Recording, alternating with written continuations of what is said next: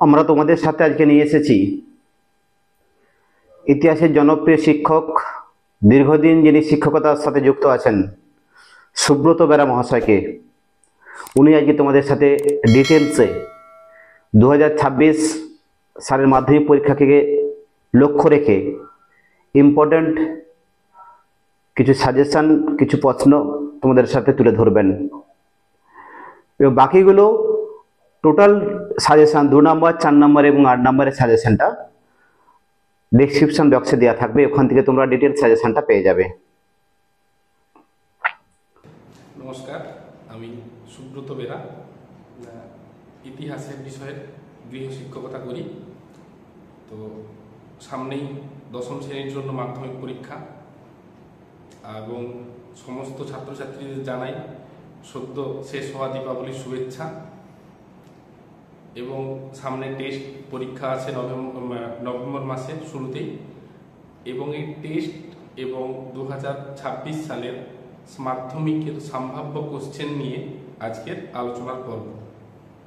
আজকের আলোচনার বিষয় হলো যে ইতিহাসে নিয়ে প্রচুর ভীতি থাকে ছাত্রছাত্রীদের মধ্যে।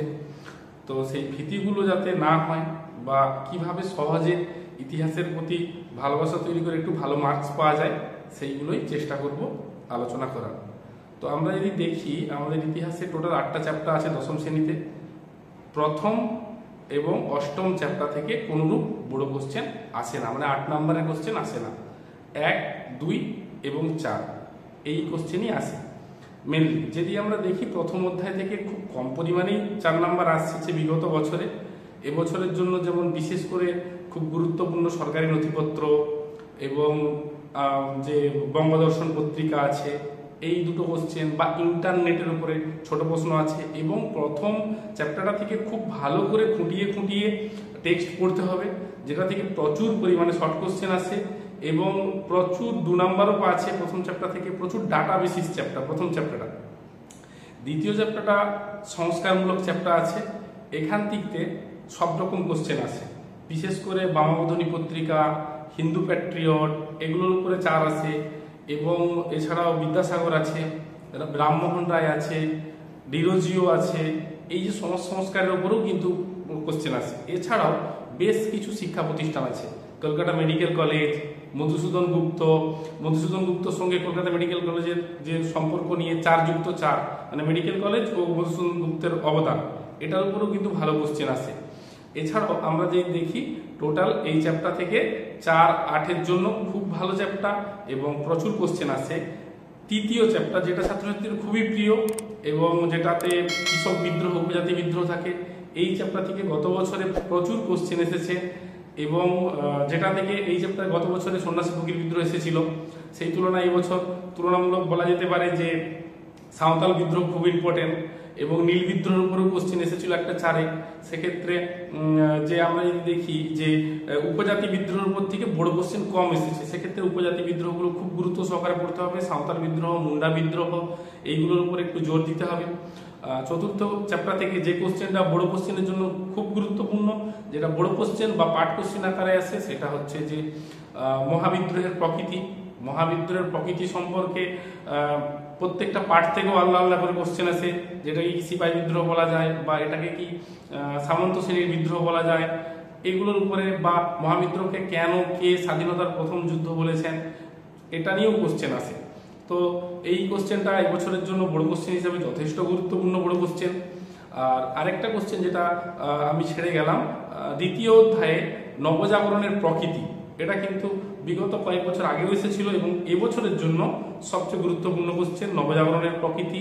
চতুর্থ অধ্যায় থেকে মহাবিদ্রোহের প্রকৃতি, এই দুটো গুরুত্বপূর্ণ আছে। এবং চতুর্থ অধ্যায়ে আরেকটা কোশ্চেন যেটা হয় যে রেখায় রেখায় জাতীয়তাবাদ যে কথাটা বলা হচ্ছে, ওইখানে যে 3টে সাহিত্য, মানে আনন্দমঠ, বর্তমান ভারত, গোরা, আর অপোজিট দিকে যে অবনীন্দ্রনাথ ঠাকুরের বঙ্গমাতা আর গগনেন্দ্রনাথ ঠাকুরের ব্যঙ্গচিত্র, এইগুলোর উপরে পাঠ কোশ্চেন আকারে পড়ে। ভারত সভা খুব ভালো কোশ্চেন। আর মহারানীর ঘোষণাপত্র, এটাও যথেষ্ট ভালো কোশ্চেন। এইগুলোর উপরে কিন্তু ছোট ছোট কোশ্চেন আসে। এবং বিভিন্ন প্রতিষ্ঠান, ছোট ছোট বিভিন্ন প্রতিষ্ঠান আছে, জমিদার সভা আছে, বঙ্গভাষা প্রকাশিকা সভা আছে, বিভিন্ন যে প্রতিষ্ঠানগুলো আছে এগুলো থেকে কিন্তু খুব ছোট প্রশ্ন আসে 2 নম্বরে। পঞ্চম অধ্যায়ে যদি আমরা দেখি, যে পঞ্চম অধ্যায়ে কিন্তু প্রচুর শিক্ষা প্রতিষ্ঠান আছে, বিটিআই আছে, আইএসসিএস আছে, এবং এখান থেকে আমরা দেখব কলকাতা বিজ্ঞান কলেজ আছে, বসু বিজ্ঞান মন্দির আছে, এবং ছাপাখানার দিক থেকে দেখব যে গঙ্গা কিশোর ভট্টাচার্য আছে এবং উপেন্দ্র কিশোর রায়চৌধুরী, এদের যে অবদান এগুলোর উপরে কিন্তু যথেষ্ট ভালো কোশ্চেন আসে। এবং 8 নম্বরের জন্য এই অধ্যায় সবচেয়ে গুরুত্বপূর্ণ কোশ্চেন হচ্ছে কারিগরি ও বিজ্ঞান শিক্ষা একটা, আর একটা এই অধ্যায় থেকে রবীন্দ্রনাথ ঠাকুরের শিক্ষা ভাবনা বা মানব প্রকৃতি শিক্ষার সমন্বয়ে রবীন্দ্রনাথ ঠাকুরের ভাবনা ব্যক্ত করো। এই দুটো কোশ্চেন কিন্তু খুব গুরুত্বপূর্ণ, বিশেষ করে রবীন্দ্রনাথের কোশ্চেনটা তো খুবই গুরুত্বপূর্ণ এবছরের জন্য। আমরা যদি ষষ্ঠ অধ্যায় দেখি, ষষ্ঠ অধ্যায়ের মধ্যে আমরা দেখব যে গান্ধীজি, আম্বেদকরের, ষষ্ঠ অধ্যায়ে আমরা দেখব বামপন্থী আন্দোলন নিয়ে বিভিন্ন যে ঘটনাবলী আছে, প্রেক্ষাপট আছে, বিরাট ষড়যন্ত্র মামলা, এআইটিইউসি টিকা আকারে, এবং আমরা যদি দেখি যে এখানে তেভাগা আন্দোলন, খুব ভালো একটা কোশ্চেন আছে এখানে। বঙ্গভঙ্গ সম্পর্কে আছে, যে কার্জনের উদ্দেশ্য কি ছিল, বঙ্গভঙ্গের প্রেক্ষাপট, এইগুলো বা ছাত্রদের অবদান, শ্রমিকদের অবদান, এইগুলোর উপরে কিন্তু ভালো কোশ্চেন আসে। এবং বিংশ শতকে বামপন্থী আন্দোলনের অবদান এগুলো থাকে। এবং এইখানে আছে একটা এবছরের জন্য খুব ভালো কোশ্চেন আছে, বারদৌলি সত্যাগ্রহ বা একা আন্দোলন।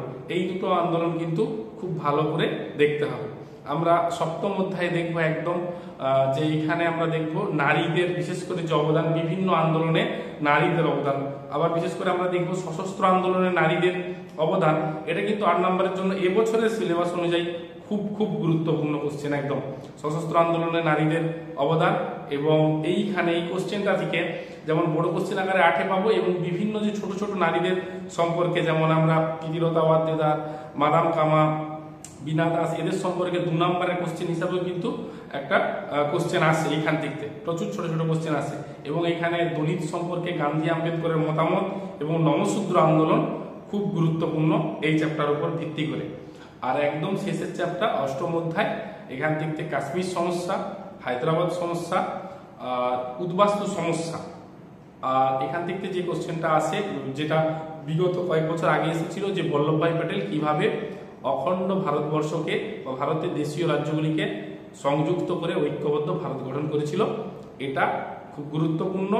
এবং যে কোশ্চেনগুলো প্রচুর ভুল হয়, যে স্টুডেন্টদেরকে আমি প্রচুর দেখেছি পড়াতে গিয়ে, যে সালের ক্ষেত্রে আমরা দেখি 2 ডিজিট বাংলা, 2 ডিজিট ইংরেজি, এটা কিন্তু একটা খুব বাজে রকম ভুল। আবার আমরা দেখি যখন লিখছে 19 শতক, সেটা 19 লিখলো ইংলিশে, 1 আর 9, তারপরে শতক, এটা কিন্তু ভুল। একটা সুন্দর করে লিখতে হবে, এবং খাতাটা যেন, আর ইতিহাস যে অনেক লিখতে হবে এই ধারণাটা সম্পূর্ণ ভুল। কারণ ইতিহাস সংক্ষিপ্ত আকারে তুমি তোমার টু দা পয়েন্টে অ্যান্সার দেবে, যতটা জায়গা ততটার মধ্যে। একটা 4 নম্বরের কোশ্চেন, যে এই রকম নয় যে 4 পাতা লিখতে হবে, তুমি তোমার ভাবনাটা 4 নম্বরের উপযোগী সমস্ত ডাটা যতটা জায়গার মধ্যে প্রেজেন্ট করতে পারবে, সেটাই কিন্তু এনাফ। বা 2 নম্বরের জন্য 3-4টে লাইনই কিন্তু এনাফ। 4টে লাইনে 2 নম্বর খুব সুন্দর লেখা যায় যদি ডাটা দিয়ে আমরা লিখি। আর সবসময় আর কোনো মানে এই যে পয়েন্ট ঠিক রেখে ভিতরের বিষয়বস্তু অন্যরকম বা অন্য কোশ্চেনের এসে সংযোজন করে দিলে অনেকেরই ভাবনা থাকে স্যাররা তো পড়ে না, স্যাররা একটা কোশ্চেন পয়েন্ট দেখে নাম্বার দিয়ে দেয়। এই ধারণাটাও কিন্তু ভুল। স্যাররা যথেষ্ট পড়ে দেখেন, এবং স্যাররা প্রত্যেকটা জিনিস খুঁটিয়ে দেখেন, চেষ্টা করেন। আর কিছু কিছু ক্ষেত্রে আমি বলবো ঐতিহাসিকের কোটেশন দেওয়ার ক্ষেত্রে যদি ঐতিহাসিকের নাম না মনে থাকে, ভুলভাল নিজের মতো করে না বসানোই ভালো। ইংরেজি কোটেশন দিতে হবে এইরকম কোনো মানে নেই। তুমি যদি বাংলায় স্বাচ্ছন্দ্য বোধ করো, বাংলাতেই দিতে পারো। আর টেক্সট বই খুব ভালো করে খুঁটিয়ে খুঁটিয়ে পড়তে হবে, এক নয় একাধিক, কম করে 2 থেকে 3টে বই যদি ভালো টেক্সট বই কারো পড়া থাকে, তাহলে কোনো রকম শর্ট কোশ্চেনের সমস্যা হবে না। আর হিস্ট্রিতে মেন জায়গা যেটা 1 আর 2 নম্বরের কোশ্চেন মিলিয়ে 58 নাম্বার থাকে, 36 + 22, এই 58টা গেইন করতে হবে। এই 58টা যদি 58 কেউ পায়, সেক্ষেত্রে তার 100% নাম্বার পাওয়ার ক্ষেত্রে খুব একটা সমস্যা হয় না বলে আমার মতামত। আমার চ্যানেলে উপস্থিত থেকে আমার ছাত্রছাত্রীদেরকে বিশেষভাবে সাহায্য করার জন্য স্যারের কাছে কৃতজ্ঞ। ভবিষ্যতে উনি আমাদের চ্যানেলে থাকবেন, আমার ছাত্রছাত্রীদের সর্বরকমের সহায়তা করবেন। ধন্যবাদ জানাই সুব্রত বেরা মহাশয়কে।